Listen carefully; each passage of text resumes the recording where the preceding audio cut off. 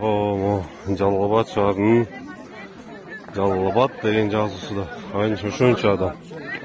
Мына. Охо. Мына Жалал-Абад шаары. Жалал-Абад шаары. Peki bas bakalım. Түнкү Жалал-Абад.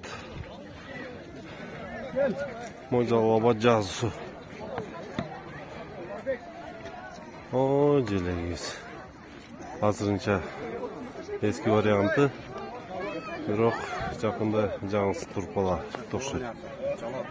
Жалал-Абад. Түнкү Жалал-Абад.